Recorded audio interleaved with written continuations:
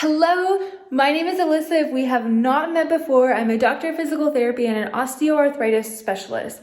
My main goal for this channel is to provide you with the best tips, tricks, and all the resources that you need to thrive with osteoarthritis. And today I am bringing to you a simple, easy, and anti-inflammatory recipe. The 3 words that can help drive you to finding pain relief. This is a kale and broccoli soup, and I'm partnered up with Lacey May, who is a culinary nutrition expert, and she's gonna take us through how she makes this creamy, delicious soup. Here we go.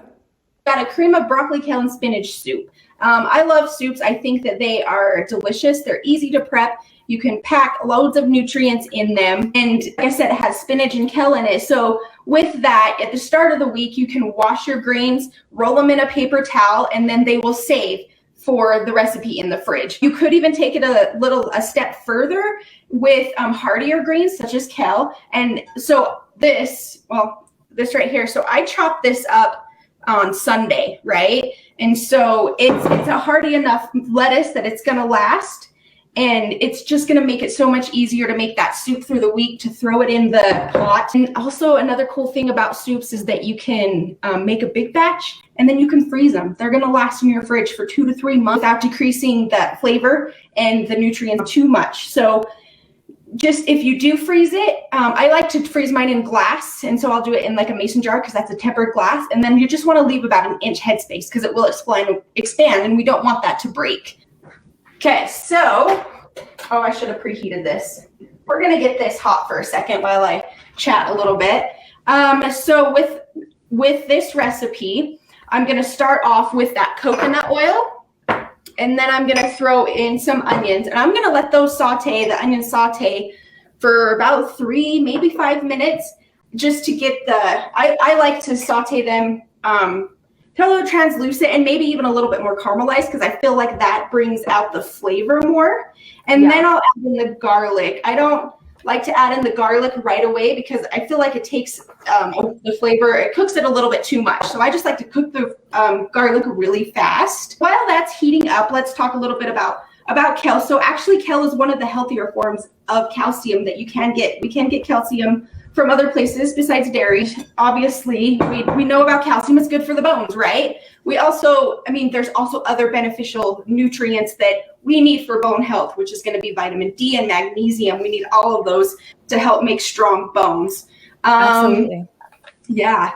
So kale and all the other hardier greens, they're packed with antioxidants to help decrease that inflammation. Also full of vitamins, right? The vitamins and the minerals, B vitamins, iron, and magnesium that we need. This soup also has broccoli in it that we'll get to. And broccoli, again, rich in vitamins and minerals, and then anti-inflammatory components as well. Onions, so onions have a sulfur compound to them, and it's called onionin A. And so that sulfur compound actually helps to decrease the inflammation as well, antioxidants, and then it's a prebiotic food, so it's going to help to restore that gut health, right? Absolutely. Yeah, this recipe is full of greens. So we had one question about coconut oil. So can you taste it when you cook with it? Because I know that some coconut oils and coconut milks have kind of that more coconutty taste to it. So can you taste that? I think that you can taste it a little bit, but I love the flavor of it. So if that's not your thing, just switch it to avocado. Okay, just do that. Perfect. It has very minimal taste to it. So, and then garlic and onion are very similar in that that garlic has another sulfur compound in it. It's another prebiotic food.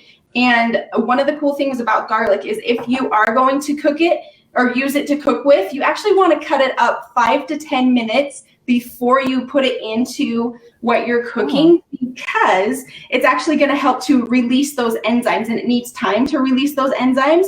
And so if we actually put it in before we let it sit there for a minute, the enzymes don't get a chance to work and do their thing. So it just increases the healing benefits. Interesting. Is there any difference between like the garlic that comes in the full thing and then like the minced garlic you can get at the store? Right. I mean, for me personally, I think yes. I believe that. Well, I mean, how long has it been sitting on the shelf? If it's been I mean, eventually it's going to start losing its nutritional benefits. Power. Okay. Yeah. I mean, that's my take on it. I think that just cutting it up fresh is going to be the best. Yeah. Okay.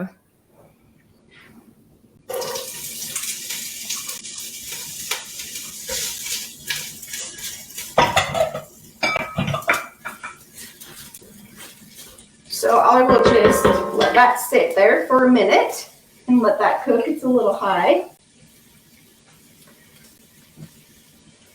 Let's see. And then we've talked about coconut oil already, but again, it's got those healthy saturated fats. We need those healthy saturated fats to nourish the nervous system. And then again, yes. It's got the medium chain fatty acids, so it doesn't get stored for too long in the body. It's actually immediately used for energy.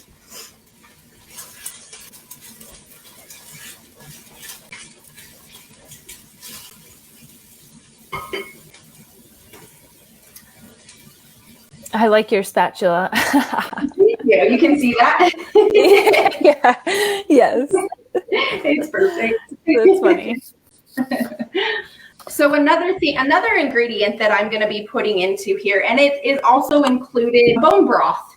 So I have a little bit of it just right here. So when we make broth, and it's such an easy process, the nutrients from the vegetables and the bones will actually leach into the water. And so bone broth is rich in amino acids. We need amino acids to help heal the tissue. It's rich in trace minerals, rich in calcium and magnesium. And then we also, it's really good at helping to support the digestive system. Interesting. So would that kind of be in replace of like chicken broth or something like that? Yeah, absolutely. Okay. The bone broth. Yeah. Yeah. Yes. And that's what this was. I mean, this is what I used. So I took a whole chicken carcass that we cooked over the weekend. And so then I just put it in my crock pot. And then I added the standard vegetables for a broth are celery, carrots, onion, and garlic. This one I did add, but I did parsley. So, and then I put it in on low, and I'll cook it 12 to 24 hours, usually 24 hours. Okay. And it really is such an easy process. Interesting. Okay. Okay, so now I'm just going to add in the broth. We're going to let that come to a light steam. And then I'm going to add in the broccoli. So this doesn't cook very long. I'm just going to add the broccoli in until it just has like this colorful green color to it that you can see the difference. So we'll just there's definitely a light steam to that. So I'm going to put this broccoli in. We're just going to keep that in there for about 5 minutes, not too long. And let that cook up.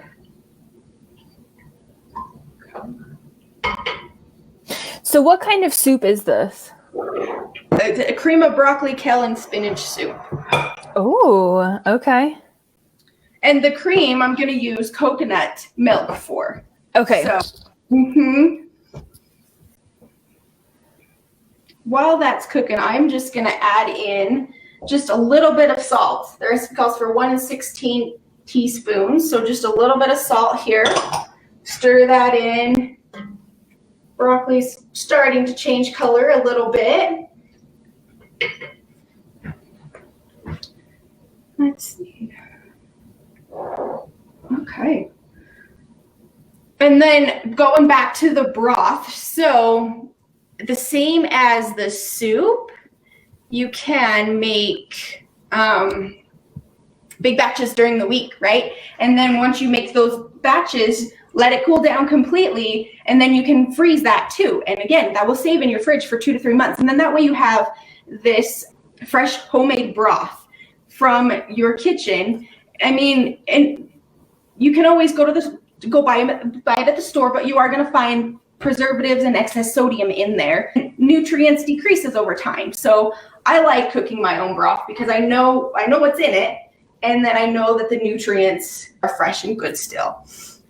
Yeah, I feel like anything you can do on your own or naturally, like you can actually see the process, is a good thing. Because you really never know like what things are added, or they have all these chemicals on the nutrition facts, or things that you don't even know how to pronounce. And so absolutely. So I believe that's kind of the root of all the anti-inflammatory, is just kind of, I think, being able to kind of decrease those chemicals and decrease that process and kind of do anything naturally. Because I know a lot of people try to cut out natural things like fruit and that sort of thing. And we always kind of tell people, cut out the processed things before we start cutting out some of those natural ones. Absolutely. And I don't know how you feel about that. I assume you agree, but absolutely. Yeah. Yes, we need our fruits. Fruits. We've been demonizing them a lot recently, kind of in all the diet stuff that's out there. So absolutely, yes, and yes, it's interesting to watch, and I don't understand it, but yeah. That's a lot of things on the internet. So it is, and there's so much information that I understand that it can get so confusing. But if we can just totally go to the basics of, the fruits and the vegetables and the nuts and the seeds and the pasture raised meats too. Yeah. And like you said, cooking it in your own kitchen, it's definitely the best way. Yes. Okay, we're almost done with this soup. Doesn't look too amazing, especially in the camera right now. Much better in person, I promise. So this also, this recipe also asks for some lemon juice. So I wanted to share this with you. This is fresh squeezed lemon juice. To me, lemon juice doesn't come in a bottle. It comes from an actual lemon, right? So this is about 1.5 lemons in here. So I will just, over the weekend, squeeze it and juice it and just put it in a little container like this and store it for my recipes throughout the week that I need to use it for. Recommended to use more plastic on the top because the acid will kind of eat at the metal if you put a metal lid on it. I'm gonna add in the greens, and I'm gonna remove it from the heat.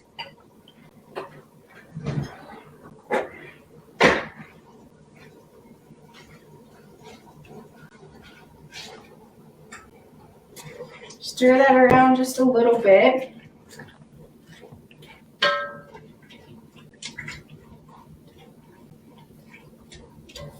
And those grains will wilt. I mean, which you guys probably know, but they will wilt quite a bit here. And I'm gonna add in the lemon juice. And then I'm just gonna set this to the side and let this cool down just for a minute as I go over the next recipe.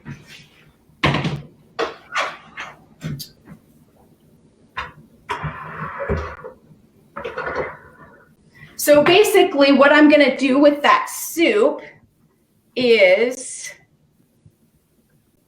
once it's cooled down, I like to let my soups cool down just a little bit before I throw them. I'm gonna put this one in the Cuisinart because I already used the blender, but you can use the blender or the Cuisinart, but I like to let it cool down a little bit. If you do have a blender and you wanna use it in the blender, just make sure you have a vent.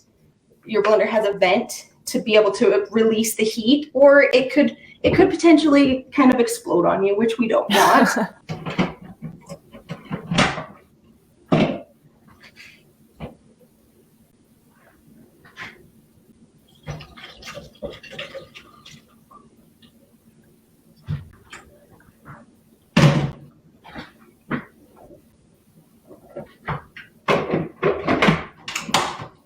So we've got the soup done.